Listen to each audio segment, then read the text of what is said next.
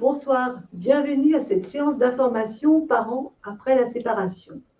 Vous êtes présents ce soir car vous envisagez une séparation, vous êtes séparés depuis peu, vous êtes séparés depuis longtemps et les tensions perdurent, vous êtes parents, grands-parents et vous accompagnez vos enfants et vos petits-enfants dans leur séparation. Cette séance d'information a été initiée par la Caisse nationale des allocations familiales et de nombreux partenaires comme la Caisse centrale de mutualité sociale agricole, la Fédération nationale des centres d'information des droits des femmes et des familles, la Fédération nationale de la médiation familiale et des espaces familiaux, et enfin l'Union nationale des associations familiales. Pourquoi une séance d'information?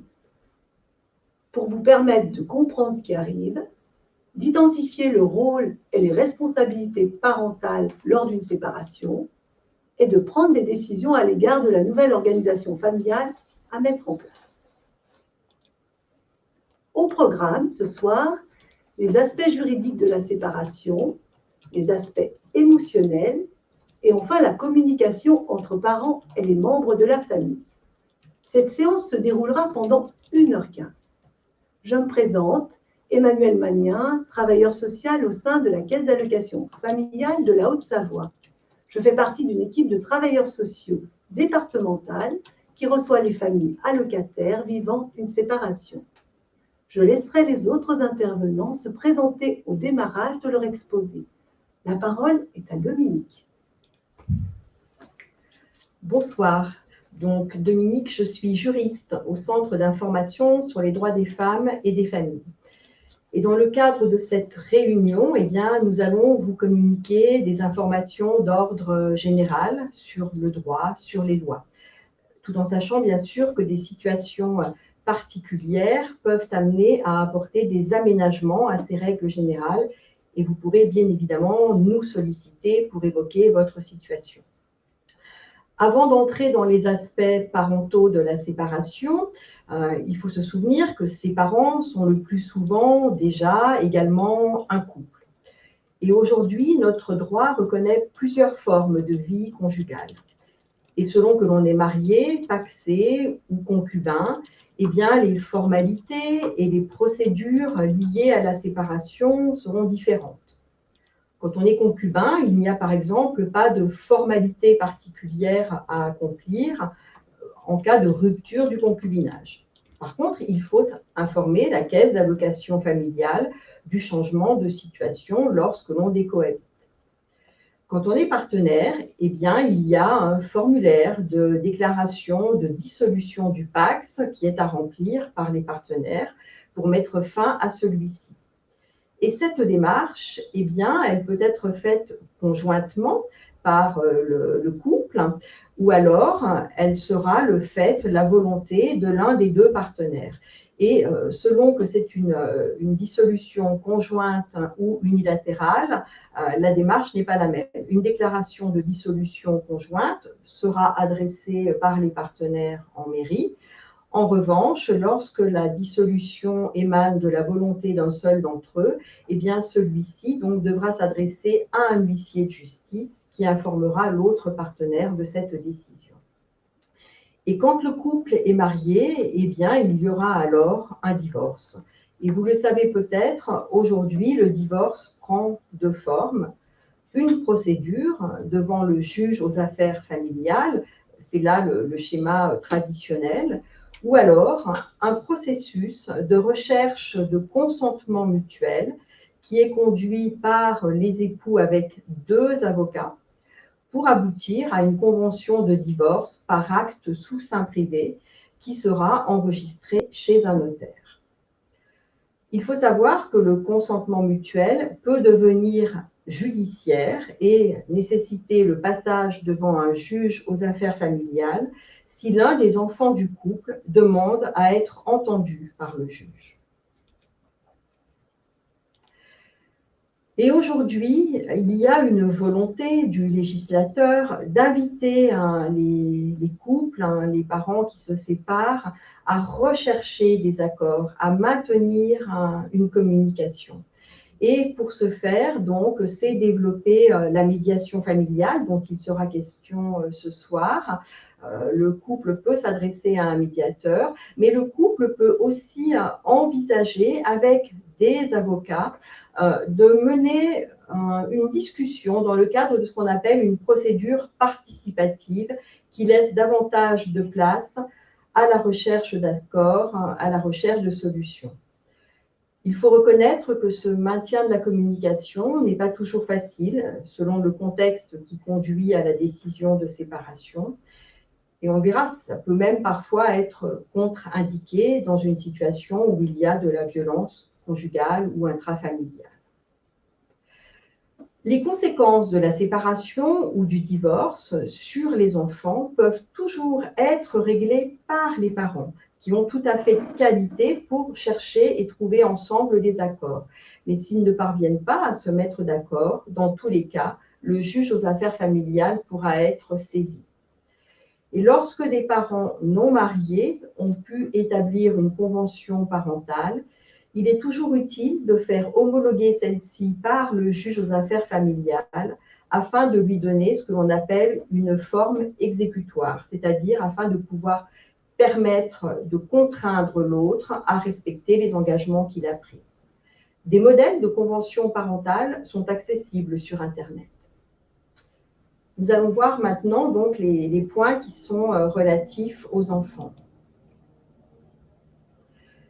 Tout d'abord, aujourd'hui, le principe est celui d'un maintien d'une autorité parentale conjointe. L'autorité parentale, c'est un ensemble de droits et de devoirs qui appartiennent aux parents et qui ont pour finalité l'intérêt de l'enfant. Et on considère aujourd'hui donc qu'il est de l'intérêt de l'enfant d'être élevé par ses deux parents. Et l'enfant n'a pas à perdre l'un d'eux en raison de la séparation du couple. Donc, chacun des parents va conserver l'ensemble de ses droits, devoirs et responsabilités. Il s'agit là d'un principe. Il pourrait y avoir dans certaines situations un exercice exclusif ou unilatéral de l'autorité parentale. Donc, les deux parents conservent le pouvoir, chacun, de prendre des décisions qui concernent l'enfant, et ce, quelles que soient les modalités d'organisation de la résidence sur laquelle nous reviendrons. Donc, les décisions que les parents vont être amenés à prendre tout au long de la vie de leur enfant mineur, eh bien, elles doivent être prises par ces parents, ensemble ou de manière individuelle, toujours dans le respect de ce que l'on pense être l'intérêt supérieur de cet enfant. Et les parents doivent toujours avoir à l'esprit qu'il faut veiller à ce que cet enfant conserve un minimum de lien avec chacun d'eux. L'enfant, qui est le sujet quelque part de ces décisions prises par les parents, eh bien, aujourd'hui, on considère dans la définition qui est donnée de l'autorité parentale qu'il peut être associé à cette réflexion sur les prises de décision qui le concernent. Et ça, il appartient aux parents finalement de décider les sujets sur lesquels ils solliciteront son avis en raison de son âge, voilà. Mais cet enfant, dès lors qu'une procédure est engagée par l'un de ses deux parents, pourra également demander à être auditionné par le juge. Alors aujourd'hui, il n'y a plus de condition d'âge. On considère qu'un enfant capable de discernement peut être entendu. Cela veut dire que sont entendus des enfants âgés de 9, 10 ans et bien sûr au-delà. Le fait que l'enfant soit entendu, cela ne lui donne pas un pouvoir de décision. Il exprime un avis, un besoin, et le juge, en fonction de ce qu'il estime être judicieux, en tiendra compte ou pas. Donc, je vous le disais, il y a un principe d'autorité parentale conjointe, mais dans certaines situations, il pourra paraître préférable que l'autorité parentale soit exercée exclusivement par un parent, dans des situations de violence, de conflits systématiques ou de désengagement total de l'un des deux parents. Ce qui est important aujourd'hui, donc, c'est la question de la résidence de l'enfant. Et afin de favoriser une coparentalité, un investissement au quotidien de chacun des parents, la loi prévoit deux types d'organisation de la résidence de l'enfant. L'enfant peut avoir une résidence habituelle chez un parent, avec un temps d'hébergement chez l'autre. On voit souvent ces temps d'hébergement organisés de la manière suivante, un week-end sur deux, la moitié des vacances. Ou alors l'enfant peut être en résidence alternée. Dans ce cas-là, l'enfant a deux maisons, deux résidences chez chacun de ses parents. Et les temps de résidence chez chacun des parents ne sont pas forcément de même durée. Ce n'est pas forcément une semaine. Si les parents sont en mesure de s'entendre, ils peuvent prévoir d'autres organisations du temps, d'autres répartitions du temps qui vont tenir compte, par exemple, de leurs impératifs professionnels, de soucis de santé particuliers. Et l'organisation qui est définie au moment de la séparation du couple, elle pourra bien sûr bouger, évoluer en fonction de l'âge de l'enfant ou d'autres considérations. Ensuite, on l'a vu, donc les parents ont des droits, mais aussi des devoirs, des obligations, et notamment celle de continuer à subvenir aux besoins de l'enfant. Ce que dit la loi, c'est que cette obligation pèse sur chacun des parents, qui doit contribuer à proportion de ses revenus, des ressources de l'autre parent et des besoins de l'enfant. Il est également aujourd'hui indiqué dans la loi que cette obligation ne cesse pas à la majorité de l'enfant. Et elle se poursuit notamment lorsque le jeune majeur poursuit des études. Il faut savoir que le parent qui n'aurait pas l'exercice de l'autorité parentale reste tenu de contribuer financièrement aux besoins de son enfant. On parle d'une contribution à l'entretien et à l'éducation de l'enfant, et dans des situations de séparation, eh bien, le plus souvent, celle-ci prend la forme d'une somme qui est versée tous les mois par un parent à l'autre. Même s'il y a une résidence alternée, il peut y avoir versement d'une contribution à l'entretien si les parents ne sont pas dans des situations financières équivalentes. Alors, je le disais, donc elle prend principalement la forme d'un versement d'une somme d'argent, mais il faut savoir qu'il peut y avoir d'autres modalités de contribution, notamment quand les parents s'entendent. Il peut y avoir une prise en charge directe de certaines dépenses par un parent. L'important, c'est que les parents conservent toujours à l'esprit l'idée de cette proportionnalité. Une contribution, une fois qu'elle est fixée, elle fait l'objet d'une indexation annuelle pour tenir compte du fait que les prix augmentent. Et sinon, de manière moins régulière, il faut savoir aussi qu'une contribution peut faire l'objet d'une révision lorsque la situation le justifie. Et c'est le cas lorsque les revenus de l'un des parents changent, ou alors lorsqu'il y a un accroissement des besoins de l'enfant, notamment parce que celui-ci grandit. J'aimerais rappeler que le fait de ne pas payer une contribution à l'entretien de l'enfant, c'est une infraction pénale. Et également, mais nous y reviendrons, que la CAF peut intervenir pour assurer le recouvrement des pensions si elles ne sont pas payées. Donc, l'une des questions que posent fréquemment les parents et qui, effectivement, n'est pas forcément facile à résoudre, c'est comment déterminer le montant de cette contribution. Le petit schéma que vous voyez à l'écran, eh bien, indique finalement voilà, ce qu'il faut avoir à l'esprit quand on discute de ces questions. Je vous le disais, les ressources de chacun des parents, les besoins de l'enfant, qui sont souvent en fonction de son âge, le nombre d'enfants pour lesquels une contribution doit être fixée, et puis bien sûr les temps d'hébergement chez chacun. Il faut savoir qu'il y a sur Internet des simulateurs de calcul de pension qui sont accessibles et qui pourront aider les parents à déterminer la somme qu'ils peuvent demander ou verser. L'agence de recouvrement des impayés de pension alimentaire, donc Marion Casari, travailleuse sociale à la CAF de Todoniba, c'est un service de la CAF et de la MSA. Donc la CAF et la MSA ont créé cette agence de recouvrement parce que c'est un problème qui était assez important. C'est un service en ligne qui est gratuit, qui informe et conseille les parents qui se séparent dans la détermination de la pension. On a parlé de calculateur, dans l'exercice conjoint d'autorité parentale, dans l'intérêt de l'enfant, sur les démarches à effectuer et les professionnels à rencontrer. C'est vraiment une mine de renseignements. Elle assure aussi le versement de l'allocation de soutien familial aux parents isolés. Elle engage les procédures de recouvrement en cas d'impayé ou de paiement irrégulier. La CAF ou la MSA engage une procédure de paiement direct permettant de récupérer jusqu'à 24 mois d'arriéré si la pension est due pour un ou plusieurs enfants de moins de 20 ans. Elle offre la possibilité d'une intermédiation financière pour sécuriser le paiement de la pension alimentaire afin de prévenir les conflits entre conjoints. La pension alimentaire sera payée à la CAF qui prendra le relais en versant directement la pension à l'autre parent. Par contre, attention, entre le moment où la pension est fixée et la mise en place de cette intermédiation financière, le parent doit verser la pension et la verse directement à l'autre parent. Donc, il y a un seul numéro, le 3238, de 9h à 16h30. Il y a un site internet, pension-du6 alimentaire.caf.fr. Il y a donc ce service en ligne, simulateur du montant de la pension alimentaire dans le cadre d'un accord amiable, les formulaires à télécharger et de recouvrement, demande d'allocation de soutien familial, convention parentale, titre exécutoire. Alors, pour terminer sur cette partie, excusez-moi, je me lève le masque. Pour terminer sur cette partie juridique, comme je vous l'ai dit, effectivement, il est toujours possible d'essayer de rechercher des accords, souhaitable d'en trouver.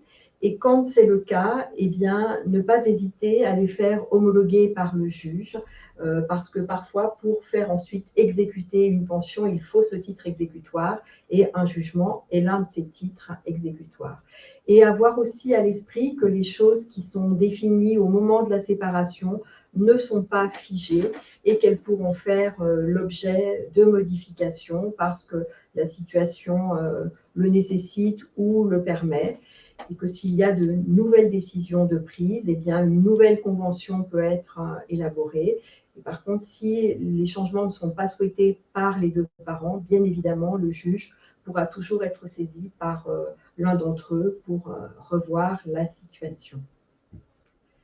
Peut-être va-t-on prendre quelques questions juridiques s'il y en a eu.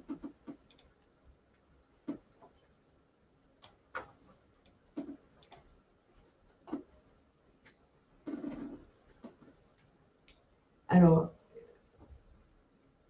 j'ai du mal à Quelqu'un est en train d'écrire. Je lis.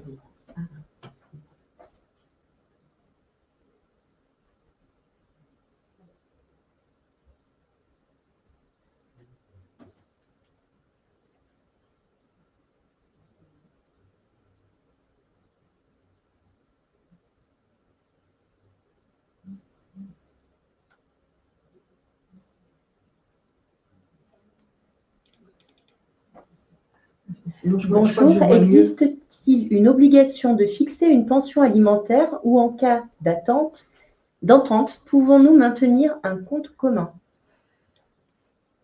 Alors, il n'y a pas d'obligation de déterminer effectivement une pension ou contribution et des parents pourraient faire ce choix de maintenir un compte commun.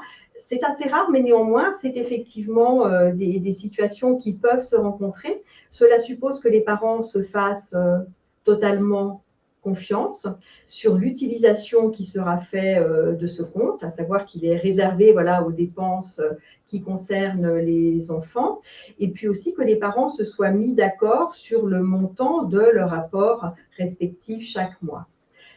L'obligation, c'est pour les parents de contribuer à participer au financement des besoins de l'enfant.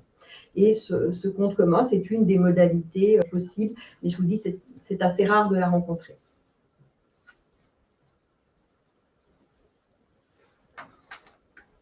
Émilie vous remercie. Merci à Émilie. On a encore une question qui est en cours d'écriture.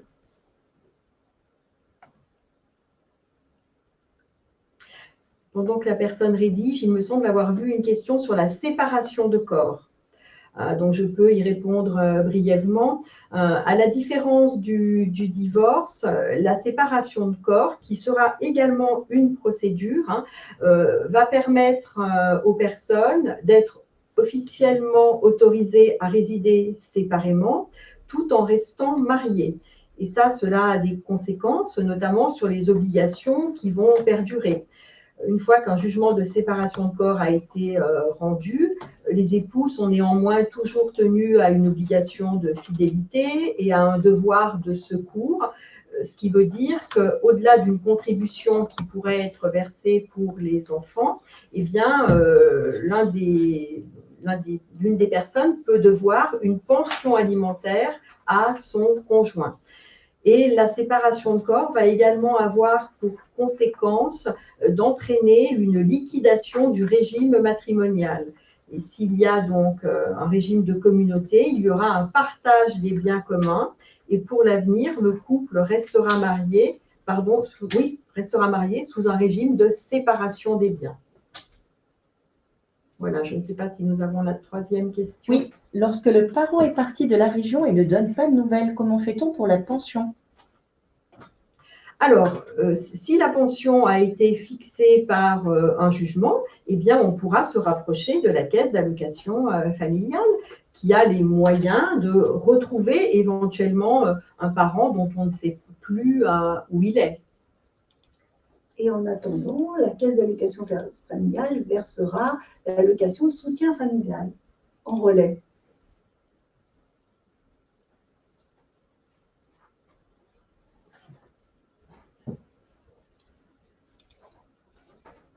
Bien. Maintenant, j'aborderai les aspects émotionnels de la séparation. Alors, on distingue deux périodes. Une période de rupture où les émotions sont fortes, c'est du stress, c'est de la souffrance. Et là, le lien s'effiloche dans le couple et cette rupture, elle peut durer dans le temps. Et puis une seconde, qui est une période de reconstruction de vie différente. Et on dit que c'est une étape qui est incontournable pour avancer, puisque c'est un défi de changer soi-même. Et cette prise de conscience va vous permettre d'être et de penser différemment, et d'autres projets s'inviteront évidemment. Alors, toujours dans cette séparation, la relation de couple, elle se défait. On peut être un couple un jour, mais des parents toujours. Et la relation parentale, elle va s'organiser autrement. Donc, les parents resteront parents, et là, il faudra prendre des décisions éclairées par rapport à l'enfant.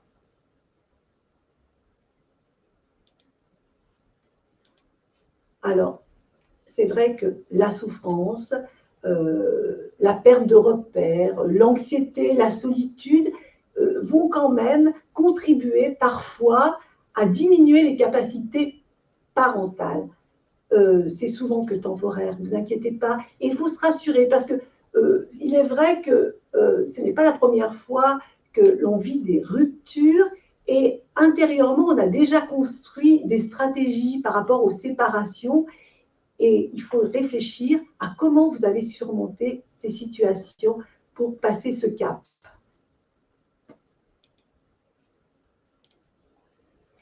Bien, il est vrai que qu'est-ce qui peut faire souffrir et qu'est-ce que cela peut faire vivre une séparation?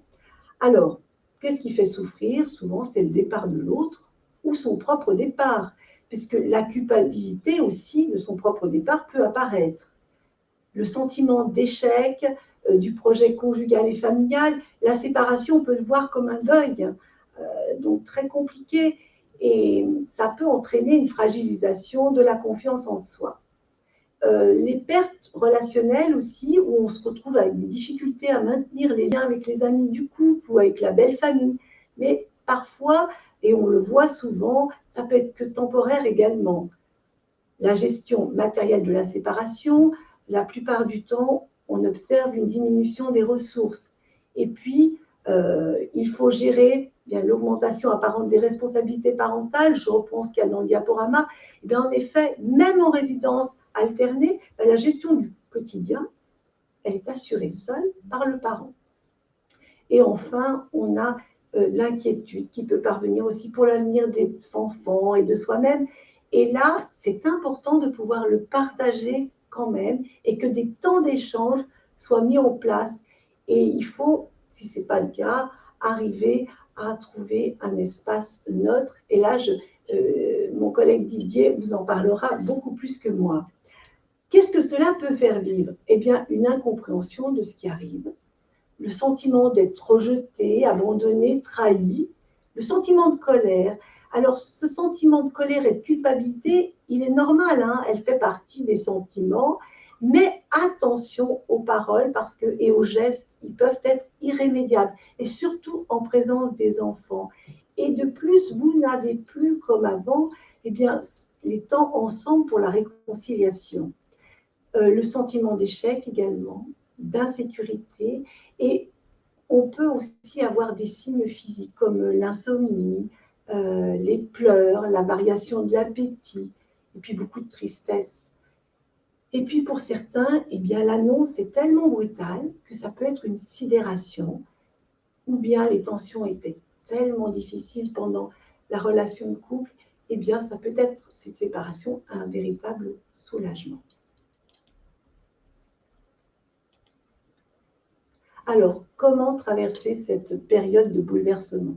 Ben déjà, il faut être vraiment indulgent avec soi-même. Donc là, il faut retrouver, croire en ses capacités et puis arriver à analyser ce qui arrive, contrôler ses réactions, comme je disais, surtout la colère, et puis prendre soin de soi. Alors, prendre soin de soi, alors c'est parler aux amis, c'est se donner du temps, c'est reprendre des activités, c'est organiser ses week-ends. Et là, se dire aussi, c'est dans cette petite bulle, mais je ne peux pas changer l'autre. Alors, une diapo particulière pour une situation particulière qui sont liées aux violences conjugales et intrafamiliales. Et là, il est important d'une prise en charge qui soit très spécifique. Alors, pourquoi? Parce que souvent, les victimes ont tendance à s'isoler, ont du mal à parler, d'où l'importance d'une mise en place d'une protection. Et là, je reprends les textes de loi, les atteintes volontaires à l'intégrité physique, morale et psychologique de l'autre sont punies par la loi. Alors, je redonne le 3919, le numéro violence femmes info, mais n'hésitez pas également à prendre rendez-vous avec des travailleurs sociaux. Nous serons aussi à votre écoute et vous orienter le mieux possible. Alors, l'essentiel à retenir des aspects émotionnels de la séparation concernant l'adulte, eh bien, je reprends cette phrase « couple un jour, parent toujours ». Important de conserver une communication autour des enfants et si c'est nécessaire avec l'aide d'un tiers. Il faut également, si possible, traverser ce choc émotionnel de la séparation pour parvenir à une sérénité, des échanges qui vont rassurer, qui seront adaptés à l'âge des enfants. Et là, Marion, ma collègue, reprendra ce sujet plus particulièrement. Et puis, vraiment essayer de reparler des moments qui ont été vraiment positifs, joyeux et qui ont contribué, bien sûr, à la construction du couple, de la famille, pour ensuite le transmettre aux enfants. Je laisse la parole à Marion maintenant au niveau de la réaction des enfants face à la séparation. Alors, les besoins des enfants et leur réaction face à la séparation, c'est vraiment différent pour les enfants. Ils n'ont pas choisi que papa et maman se séparent. Et ils ont toujours connu ensemble. Dans une fratrie, les besoins et les réactions ne peuvent pas être identiques selon l'âge de l'enfant. Si c'est un ado, un enfant, un nourrisson, sa place dans la famille, si c'est l'aîné, le cadet, le petit dernier, ses relations avec chacun de ses parents. Ses besoins et ses réactions face à la séparation des parents seront donc différents. C'est la tension relationnelle lorsqu'elle perdure qui perturbe les enfants. Le dessin illustre ça. Anna ne veut pas entendre ses parents dire du mal de l'un ou de l'autre, de devoir prendre parti pour l'un ou l'autre de ses parents. Donc, les besoins et les enfants, face à la séparation, donc quel que soit l'âge de l'enfant, il a un besoin essentiel d'être en sécurité, d'avoir un environnement stable et des repères fiables. Si tout est négociable, il n'y en a plus. Chaque changement de résidence demande à l'enfant un temps d'adaptation qui nécessite de la douceur. Mais ce n'est pas facile de changer de lieu de vie, de règles de vie. Si l'enfant semble mal, ce n'est pas forcément que ça s'est mal passé chez l'autre parent, c'est le temps qu'il lui faut pour passer d'un cadre familial à un autre. Donc, les réactions suite à la séparation peuvent être multiples, hein, comme on l'a dit précédemment. Il peut y avoir des manifestations physiques, hein, troubles alimentaires, troubles du sommeil, troubles du comportement. Il mange beaucoup, il n'a plus d'appétit, il dort beaucoup, il est triste ou agité. Pour lui aussi, il faut faire le deuil, hein, du couple de ses parents. Ces réactions normales s'apparentent à un état entre guillemets dépressif, hein. Il ne faut pas hésiter à consulter si ça perdure dans le temps.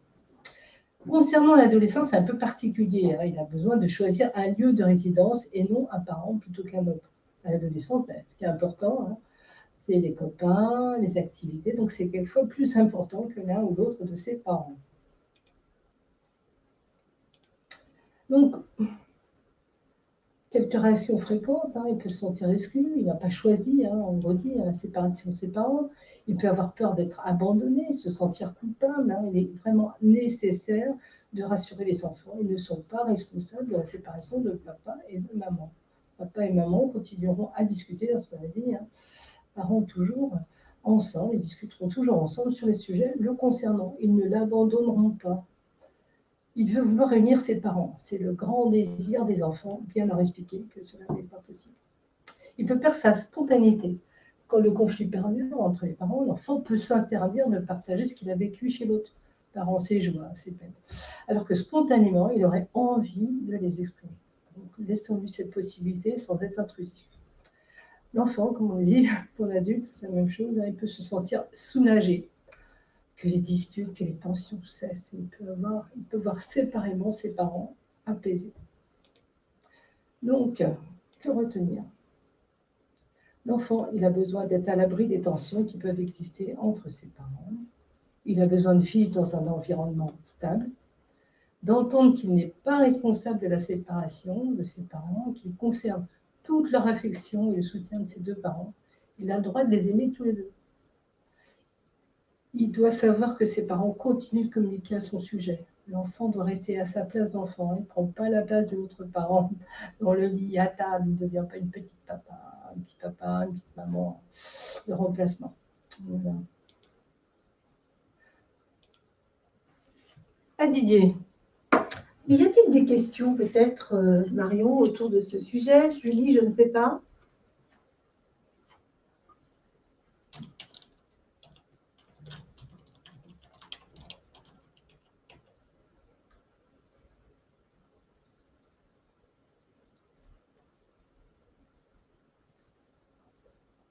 Apparemment pas. On va continuer. Didier. Bien, je me présente, Didier Ragas, médiateur familial à l'association Couples et Familles de Haute-Savoie, une des deux associations conventionnées par ce dispositif, la deuxième étant l'École des parents et des éducateurs. Nous allons maintenant aborder quelques aspects de la communication présents lors de conflits parentaux. Donc, la communication est précieuse, elle peut être source de conflits, mais aussi source de solutions. Il nous semble que la communication permet aux parents de réfléchir aux besoins de l'enfant, de décider ensemble, de parler des désaccords, des conflits pouvant les opposer. Et la communication permet également à l'enfant d'évoluer et de se construire. Alors, quand la communication est difficile entre parents, on comprend autre chose, on argumente, on pense pour l'autre, on entend sans écouter, on peut avoir raison, etc.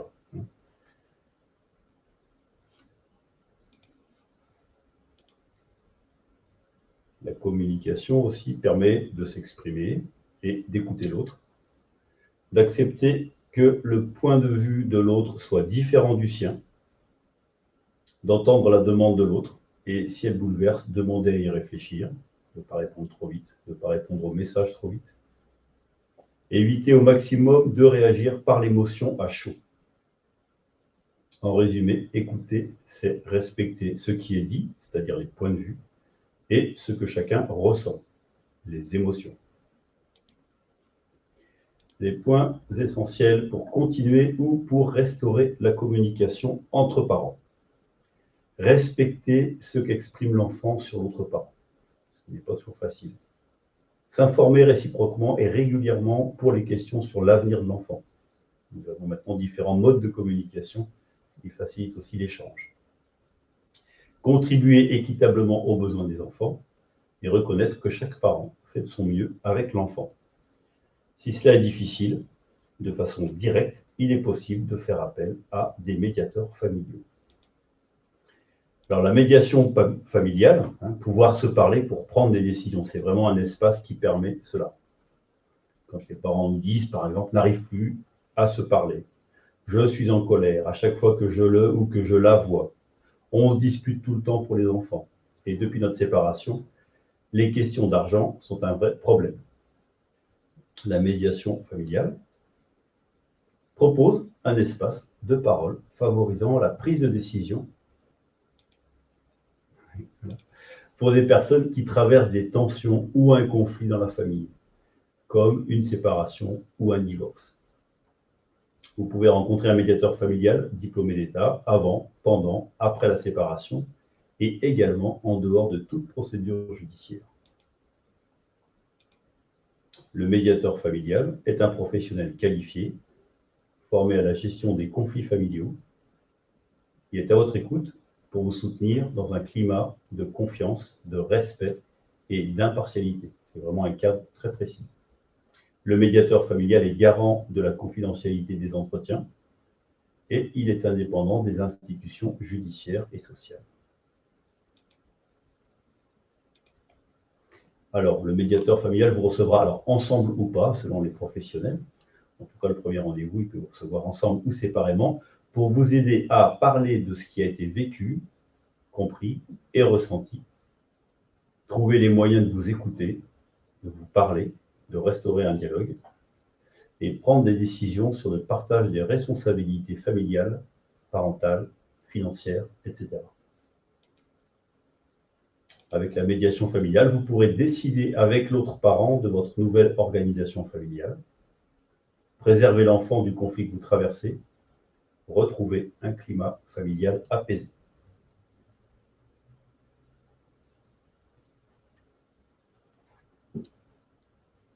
Y a-t-il des questions au sujet de la médiation familiale?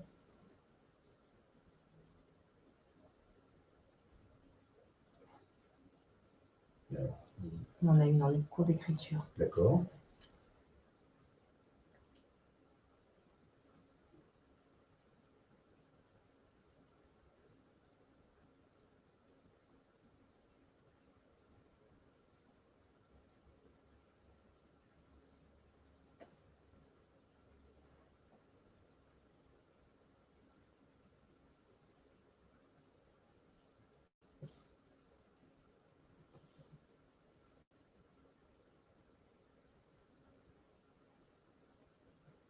Et pour toute question spécifique pour le droit, n'hésitez pas à contacter le CIDFF.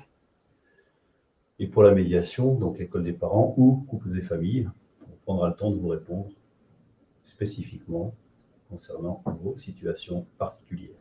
On a Mélie qui nous demande, quand l'autre ne veut pas passer par un médiateur, qu'est-ce que l'on peut faire afin d'avoir un dialogue?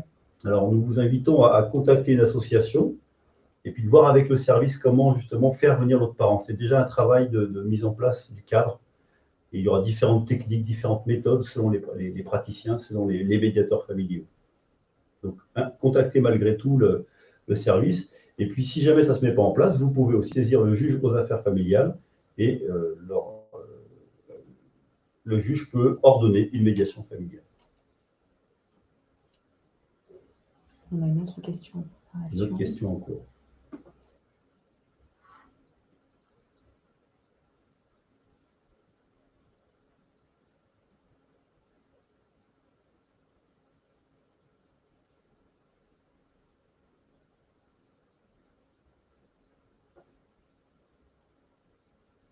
Alors, je vous informe que les deux associations aussi peuvent proposer des médiations à différents lieux du département. Sur Annecy, Bonneville, Saint-Julien, Annemasse, Remilly et Thonon. Merci. Voilà.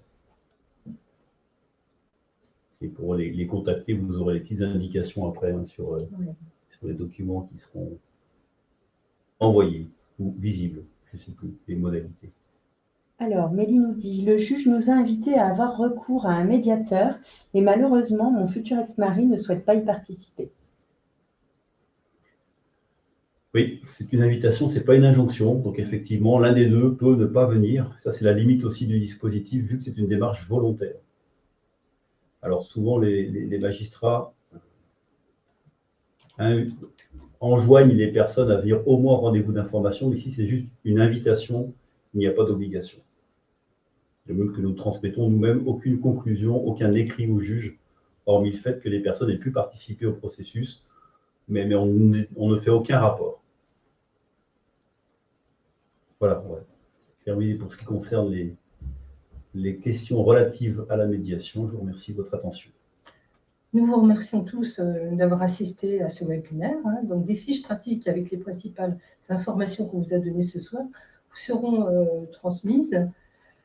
Et la documentation, les professionnels et les ressources vous seront aussi diffusées ultérieurement. Merci beaucoup d'avoir assisté à ce webinaire. Bonne soirée.